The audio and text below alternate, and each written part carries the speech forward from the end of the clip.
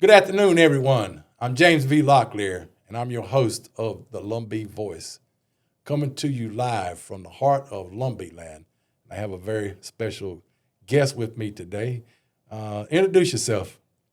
My name is Jennifer Heminokeky. I am the chairwoman of the Fort Sill Chiricahua Warm Springs Apache Tribe.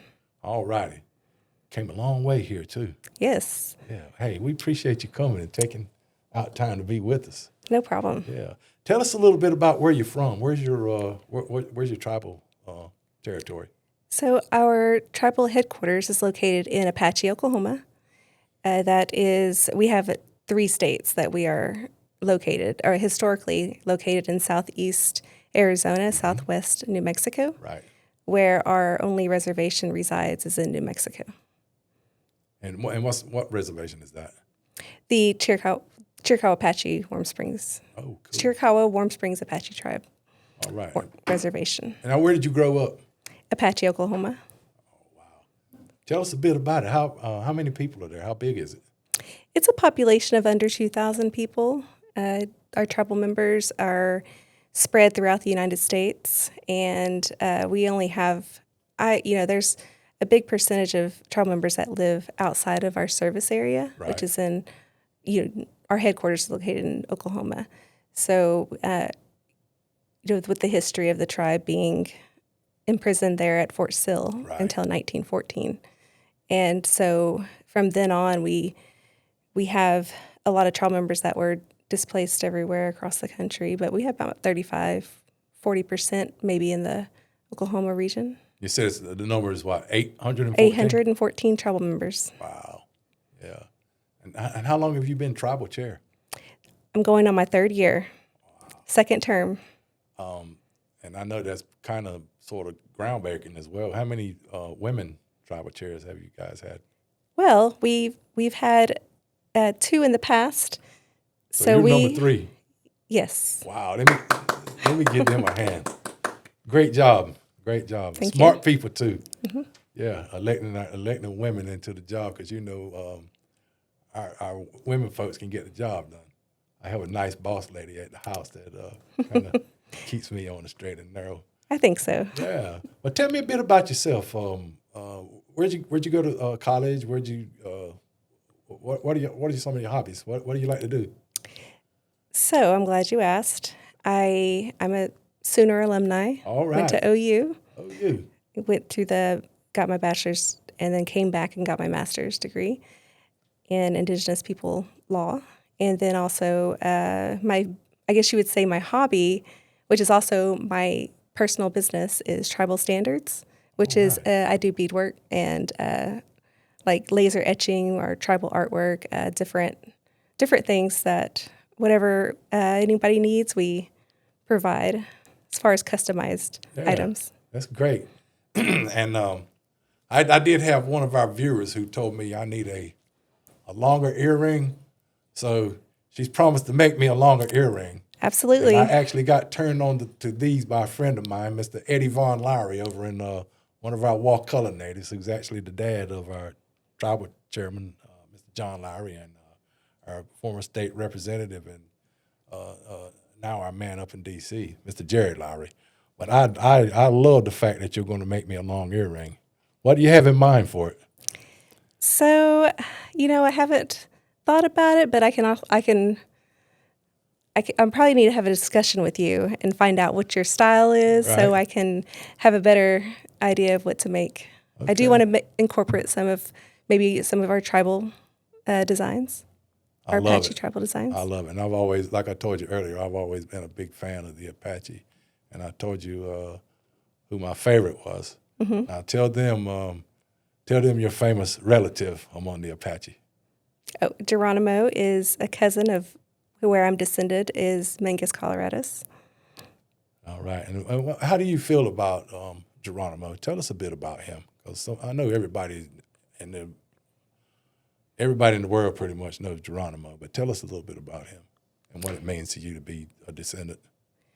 So I'm very proud because almost anybody who understands Apaches throughout the world, they always reference Geronimo. And so when you say they probably ignore the first part of the Apache, Fort Sill, Chiricahua, Warm Spring, and then they hear Apache. They're like, "Oh, Geronimo," and I'm like, "Well, yes, that he's one of our former leaders of our tribe, and he's probably, because of the hype and because of the popularity, I probably know less about him than any other leader of the tribe. So, but yeah, I think it's great to have that him. I don't even know what to say. Well, you know what? The guy did a lot for our people, and he still does a lot now because, Yes. that legacy continues. And, Geronimo is an absolute legend. Yes. I could go on and on and on about him. But, and thank you for sharing that. And No I problem. want to ask you a bit, you seem to be very, have a close connection to OU. Did you grow up an OU fan? No, Okay. I did not. What were you a fan of when you grew up? I didn't Oklahoma care State? for sports. Didn't like sports? Okay. So when I went to college, it was in 2000. So it was the national championships. So it was a great year to start. Well, you know what? Kelvin Sampson was there. He took y'all to the Final Four in 2002. Okay. Can you remember that? I don't read. I wasn't. He was your basketball coach. He's Okay. actually a Lumbee. He grew up right down the road here. If you're going into town, you'll see the Food Line and the McDonald's. He's right in that area right there. But yeah, he took OU to the Final Four back in '02, and yeah. So we got a lot of Oklahoma fans here. I've actually got some OU gear at the house. Nice. And of course, I go back a little bit now. I remember Marcus Dupree back when I was a kid in high school. He was a beast out of OU, a great running back. But yeah. And of course, I tried to. I was actually a Thunder fan there for a while because I like the Supersonics too. So, yeah, those guys are doing good. But now you're what was your undergrad in? What did you study initially when you went to college? Economics. Wow. Why? What was your interest in that? Weird as it might be. I was a pre-med student. Oh, okay. And decided I got a job at the local hospital there in Norman. And I decided I worked in the ER as a registered clerk, and I didn't really care for, the medical scene. So I was like, no, I'm changing. A So little too fast paced. I tried a few different different areas, and I just settled on economics because I enjoyed micro and macro economics and just my introduction courses. And then I'm like, oh wait, this is great.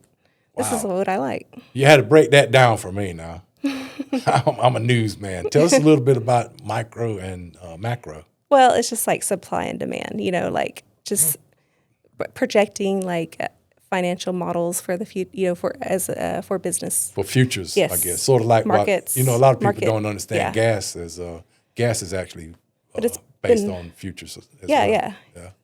So Yeah. And so you graduate, and then what happens after that? So after I graduated, I worked for a native law firm as a executive administrator. I worked there for a few years, helped her get her office up and running, and then I started working at my own tribe as the environmental director, where I managed environmental grants Right. for the tribe, environmental protection grants. And how long did you do that? 13 years. Okay. Well, that's I did nice. it up until 3 years ago, when I was a business committee member for 4 years before I became the tribal chairwoman. Okay. Now, let's go back. When did you go to law school then? Well, I went to it's about 2020, about 2020. Oh, okay. And I graduated about 22. It was during the Wow, you were the right during masters for COVID. non-attorneys. So it's the Masters in Legal Studies for Indigenous Peoples Law. Okay. I went through that program. It's a 15-month program. I took about 2 years, maybe. So Well, that's fine. You took a lot less than I did on a 4-year degree. Trust me. Why did you want to study Indigenous law? Let's talk about that a bit. I became so prior to the business committee, I served 10 years on the Fort Sill Apache Gaming Commission board. I was a gaming commissioner. Wow, that's interesting. And come at the back to same that. time, I was 11 years as a housing authority commissioner for our tribe. And then I also, at the same time, 3 boards at one time, which is pretty unusual, but I was on the election committee. Wow. But part of being on the election committee, you can't have a relative, that immediate family on your that's running for office. Right. So when I ran for office for BC, I had to resign from the election. Oh, okay. And then once I got elected as a tribal business committee member, I had to resign from my other boards because we're not allowed to be on other boards of the tribe when we're on the BC. And checks and balances. Yes. Yeah. How important is that, though? We're talking, those 2 words right there, checks and balances. How important are those 2? Oh, very important. You have to have one, both, because of the situation with, you just can't be unchecked. You have to make sure you have an opposing side, or not, I wouldn't say opposing, I would say another part that's looking over everything that you're signing. Outside party, in other words. Yes, outside party. Yeah. And, of course, that's the National Indian Gaming Commission. Would that be correct?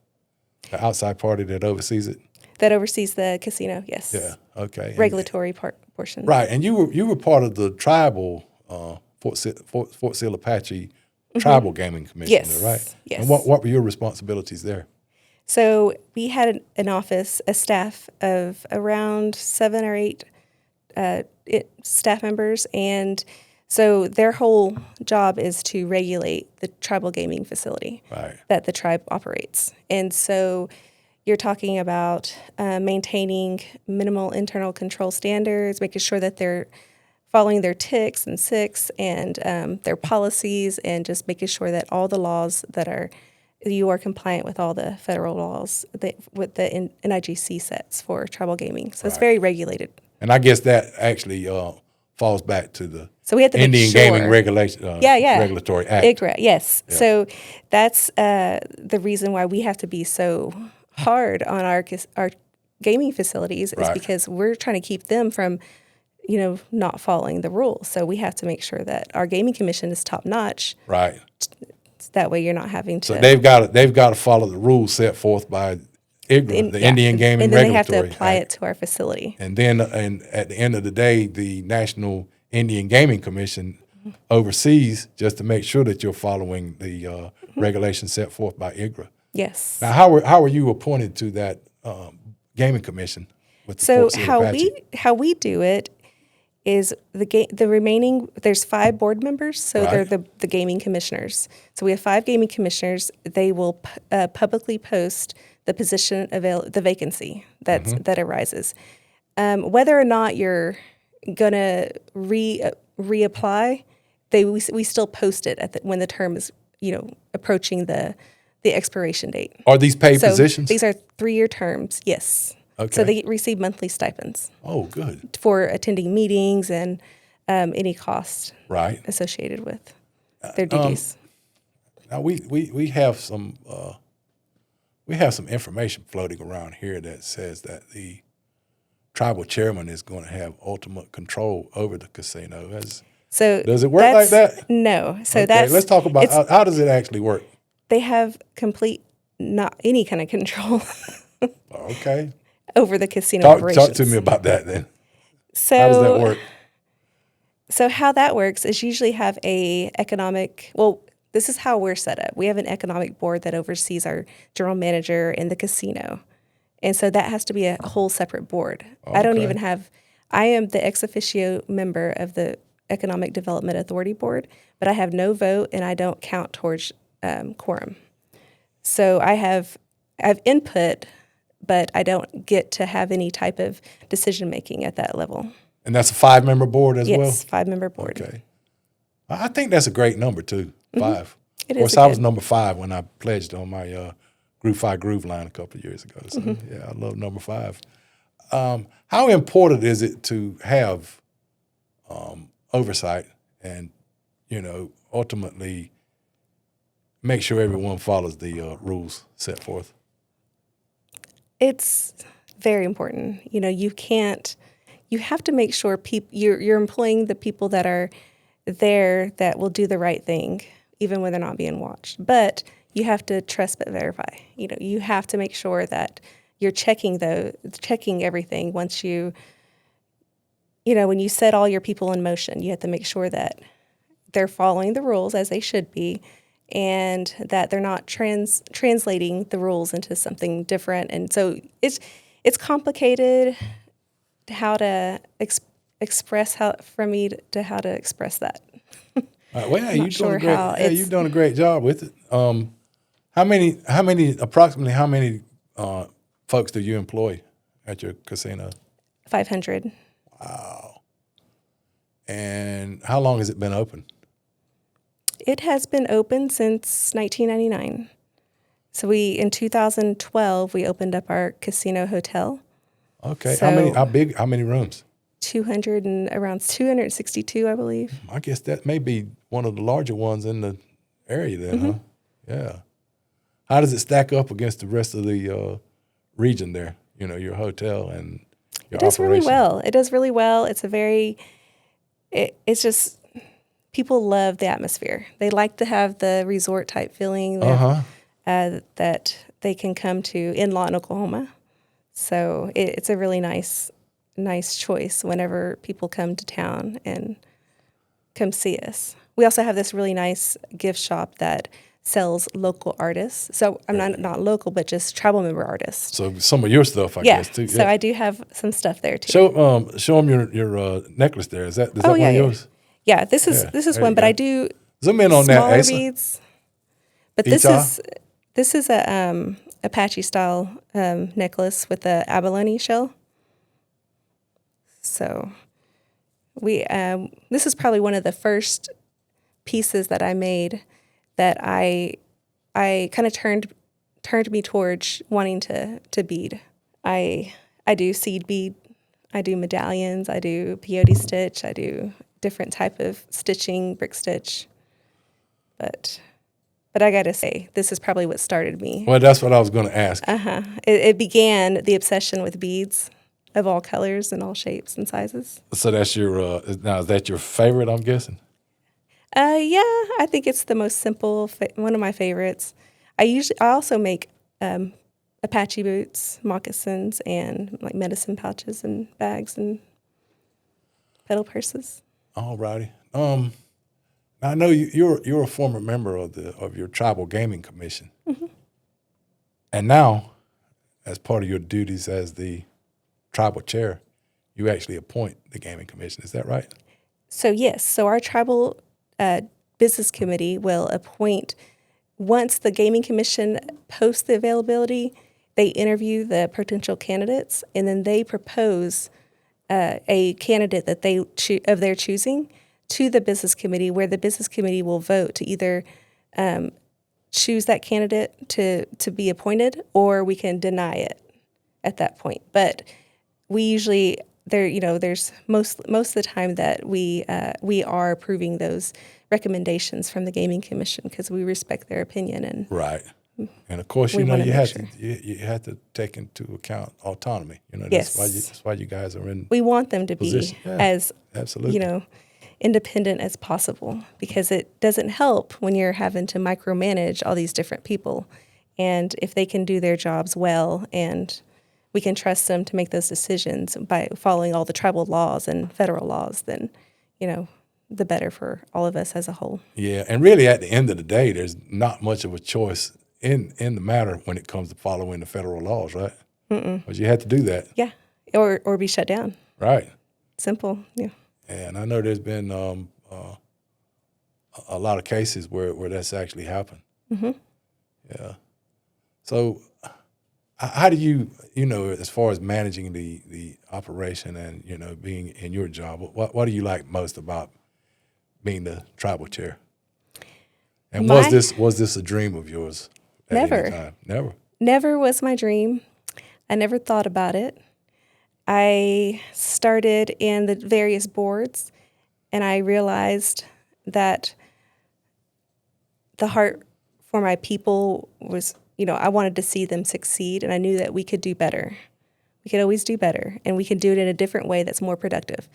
So I just became obsessed with the tribal, making sure that we're following and getting all the boards compliant and ready to where, they're not having to do so much. Like, I mean, I guess I would say the business committee would say executive boards. We have a 6-member business committee. So it's the chairman, the vice chair, the secretary treasurer, and then we have 3 committee members. So that's it. That's our board. That's your governing. Yes, my governing board. Body, huh? Yeah. Wow. And so I never had the dream to be a chair. I love it. It's a love-hate relationship. You have your moments where you don't feel like, you have good news, you have bad news, but you just have to, how you absorb that and move on is, kind of what defines the direction and who somebody is. Well, it seems like, your famous descendant is looking down on you smiling right now. I hope so. Yeah. Well, that's a big change because, see, people, a lot of folks don't realize that, there was a time when, and it hasn't been long ago that women weren't even allowed to vote here. And that's just been a little bit longer than 100 years. 20th Amendment, I think. And of course, I think, as far as constitutions go, that's one reason that we have changes. But, looking at yourself and, thinking of 100 years ago, we couldn't. But of course, 100 years ago, I think is when natives finally got citizenship here, if I'm not mistaken. So what is it? How do you feel about that, looking back and knowing what your forefathers went through and your grandmothers and great-grandmothers, and now here you are representing as a tribal chair? How does that make you feel? It's surreal. It's very, I don't know, I guess just it's humongous. I mean, it's huge to the feeling of the pressure that you feel, but it's also like the best thing I've ever done with my life. And, the best thing I've ever done thus far is serve my people. And, I don't think there's anything else that I'd rather do. Yeah, and that's another thing I was going to ask, and it sounds like you're very, very close to your people, near and dear to your heart. What are some of the things you've been able to do? Because your casino opened in 1999. Mm-hmm. What are some of the things you've been able to do with the revenue? So, and what kind of impact has that had on your tribe? So, as mainly outside of grants, it's the major income source for the tribe. So we're able to fund monthly distributions. We're able to fund social service programs. What are your distributions monthly, if you don't mind my asking? It's probably around 1,000. Oh, wow. Yeah, that's pretty good. So roughly, it depends on the business. But so we have a housing development, helped us build roads for our housing development. What was the situations prior to that, though? What were your roads like? Were you dirt roads? Small town Apache, there was no road. So we installed a road and then we donated it to the town of Apache for maintaining. So had to build it to state standards, though, I'm guessing, right? And that was quite a huge investment, I'm guessing? Yes, definitely. And all of that paid for by gaming revenue? Mm-hmm. Well, partially with the BIA roads funds. Right. But also we had to involve some funding from the tribe as well. But we also developing a property out in southern New Mexico. I want to talk about that too. Having desert, no infrastructure there, having to build a truck stop. So we have a full service truck stop there. It was a restaurant, smoke shop, and now it's expanded to add on the truck stop. Well, that was at enormous cost. We're developing right now we receive funding from the state, from the New Mexico state, which has been wonderful in funding us some of these projects, but we've also put towards a lot of our gaming revenue into the projects that we have in New Mexico. Over $15 million on a truck stop that we had brought in from gaming revenue. So that's a significant portion of a small tribe where the only our whole tribal government operations and all of our boards are operated using the gaming revenue. So we're able to do it's a lot easier to get projects up and running. We're also constructing a fire substation in New Mexico. We're going to be breaking ground a couple months from now. Right. And we partnered with the local community, with the county, Luna County in Deming. And so they have been great partners.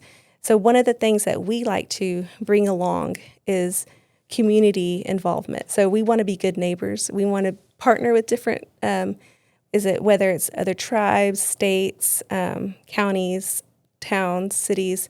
We want to make sure that we're doing projects that not just benefit our people, but also the surrounding community. So where we're located is like 20 miles outside of Deming. Well, it's 18 miles outside of Deming. So we have a volunteer fire department there. Well, when they have to respond to fires, they have to go into Deming, get the truck, come back in. So it's a 40-minute turnaround, bare minimum. But I think the last time that we had to call in a fire on our property was a car caught on fire. And it took a little bit over an hour to respond, and so it just burnt up. So a lot of it is just maintaining, making sure the fire doesn't get out of hand instead of, saving the property, because you're out in the desert and there's, nothing out there that. So if a structure gets on fire, you don't know if you're going to have help enough to put it out. So we thought it was very important for the community that has about 1,500 residents within the big stretch between the Las Cruces and Deming. So there's a big area of people that we can service by having that filling station plus a fire trucks available to service. And of course, that's one of the 5 areas that you're allowed to spend the gaming revenue on. Yes, so education and. So in gaming revenue, yes, we can spend it on any areas that the tribe decides. So we are dictated by our general council, which is our tribal membership. So we will we get our direction from what they say. We have quarterly meetings where we talk to them, have meetings, talk about what do y'all want us to work on, what should we gear towards. So they kind of set our tone a little bit, and then we go in and make it work. I mean, we utilize every grant we can. We utilize the funding for match programs, for leverage, for whatever else that we need to add to the programs. But we can utilize the funds for any projects that are approved by the General Council. Anything else you want to add? Not that I can think of. We covered a lot of ground here, though. I think so. I'll tell you again. Thank you for being our guest, Miss Jennifer, and we'll wrap up this segment here. And as always, remember, your voice matters, your story matters, and your purpose matters. And God bless you all.